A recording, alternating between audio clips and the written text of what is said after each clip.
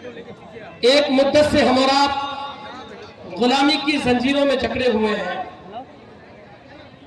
गुलामी की जंजीर से आजादी दिलाने के लिए हमारे और आपके दरमियान बैरिस्टर असदुद्दीन अवैसी साहब तशरीफ लाए हुए हैं और पूरे सीमांचल में सियासी इनकलाब पैदा कर रहे हैं। आपको उनका साथ चाहिए, उनको आपका साथ चाहिए, तब आप अपनी लड़ाई लड़ सकते हैं।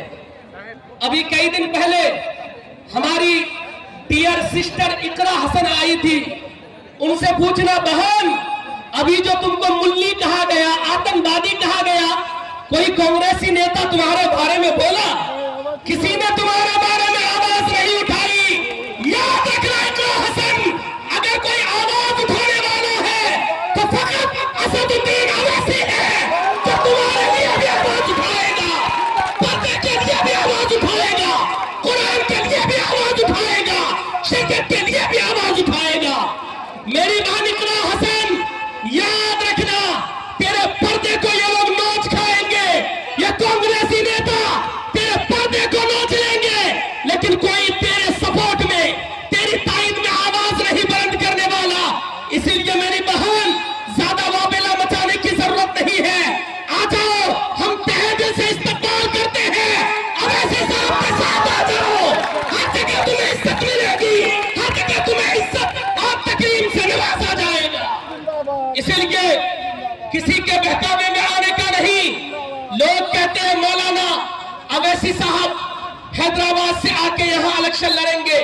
मैं कहता हूँ साहब बताओ तो सही, तुम जिस लालू को जिंदगी भर वोट देते आए हो वो कहाँ के हैं साहब? वो तो गोपालगंज के हैं, जिंदगी भर छपरा से इलेक्शन लड़ते रहे।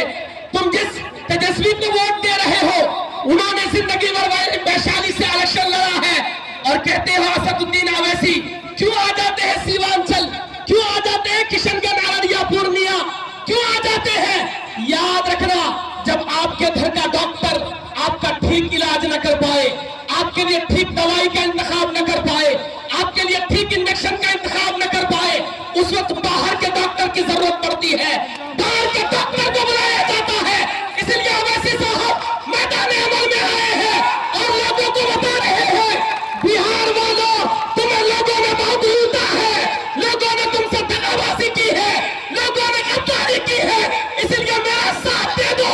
मैं मुखालिफिन को ईद से ईद बजाने की ताकत रखता हूँ, सबको सबक सिखाने की ताकत रखता हूँ। इसलिए साहिबों, असदुद्दीन अवैसी की पार्टी को मजबूत करो, उनके दस्तों बाजू को मजबूत करो, बगैर किसी लालच और तमाके।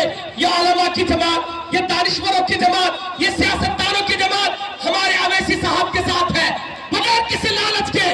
क्योंकि अवैसी साहब क़यादत की बात करते हैं, अवैसी साहब सच्ची सियादत की बात करते हैं, वो सियासत की बात करते हैं। इसलिए जरूरी है, अगर आप हक की लड़ाई लड़ना चाहते हैं तो अवैसी साहब के दस्तों बाजू को मजबूत करें और अपने यहाँ के कैंडिडेट, ठाकुरगंज विधानसभा के कैंडिडेट जनाबे भाई गुलाम हसनैन को आप भारी वोटों से इनको कामयाब बनाए।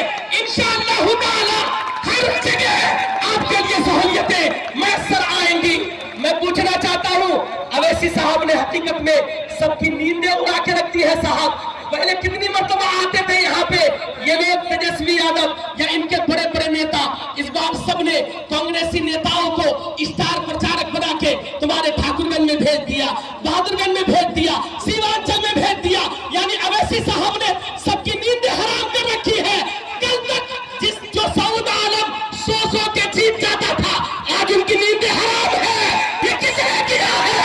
ये अपना शेर असदुद्दीन अवैसी ने किया है। यकीन करें, उनका साथ दीजिए, मुखालिफिन की नींदें हराम हो जाएगी, तुम्हारे लिए हर जगह सहूलियतें की हो जाएगी।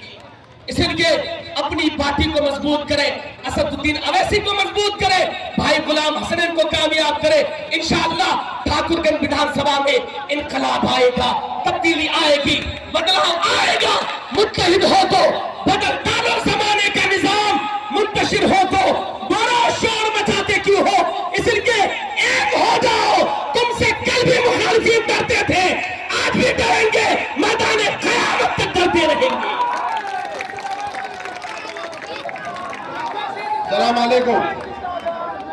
मैं आप तमाम